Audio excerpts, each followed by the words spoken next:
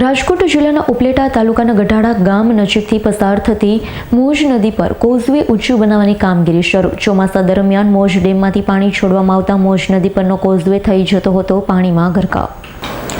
રાજકોટ જિલ્લાના ઉપલેટા તાલુકાના ગઢાડા ગામ નજીકથી પસાર થતી મોજ નદી પર કોઝવે ઊંચું બનાવવાની કામગીરી શરૂ કરાઈ। ચોમાસા દરમિયાન મોજ ડેમમાંથી પાણી છોડવામાં આવતા મોજ નદી પરનો કોઝવે થઈ જતો હતો પાણીમાં ગરકાવ। સ્થાનિકોની રજૂઆત અને મીડિયા દ્વારા પ્રસિદ્ધ કરાયેલ અહેવાલના પગલે સરકારે કોઝવે ઊંચું બનાવવાની મંજૂરી આપી। કોઝવે ઊંચું બનાવવાની કામગીરી શરૂ થતાં લોકોમાં ખુશીનો માહોલ જોવા મળ્યો। ચોમાસામાં કોઝવે પર પાણી ફરી વળતા લોકોને અવરજવરમાં મુશ્કેલી થતી। કોઝવે બનાવવાની કામગીરી શરૂ થતાં સ્થાનિક લોકોએ એકબીજાને મીઠાઈ ખવડાવી અને મોઢા મીઠા કરાવ્યા। મારું નામ છે વિક્રમભાઈ નારાયણભાઈ વાંગોડિયા, ગામ કેરાળા, તાલુકો ઉપલેટા।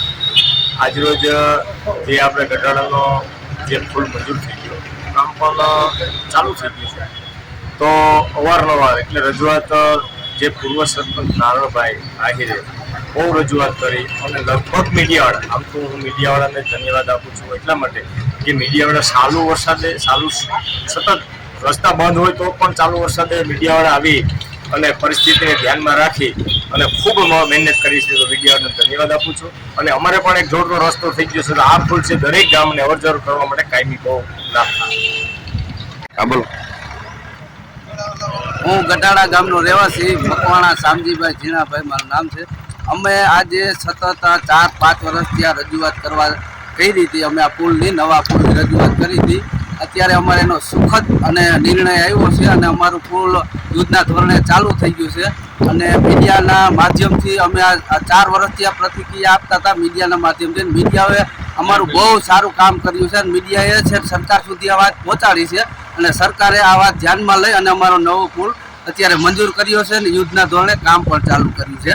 અને અમારા ગઢાડા ગામમાં અત્યારે એવું ખુશીનો આનંદ છે કે અમે મીઠાઈ વેચી અને બધાને આનંદ અનુભવી છીએ।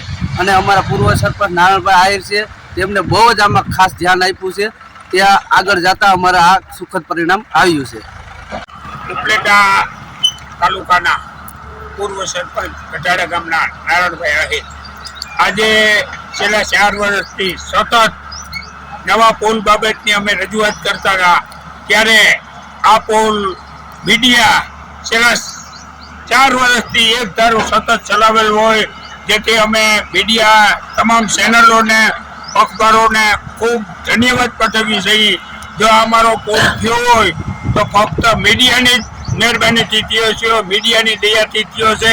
બાકી અવારનવાર રજૂઆત અને અમારી રજૂઆત પછી સરકારે સાંભળેલ હોય, જેથી અમે મીડિયાનો ખૂબ ખૂબ આભાર માનીએ છીએ। તેમજ અધિકારીઓએ પણ અમારું કામ તાત્કાલિક કરાવેલ છે, જેથી આજે આ કામ અમારું શરૂ થઈ ગયેલું હોય, તેથી અમે ગામ લોકોને પેડા વેચી, મીઠાઈ વેચી અને ખૂબ જ અનુભવ કરેલ છે। વિપુલ ધામેચાનો રિપોર્ટ, S9 ન્યૂઝ, ઉપલેટા। અમારી તમામ માહિતીથી અપડેટ રહેવા માટે જોડાયેલા રહો S9 ન્યૂઝ સાથે।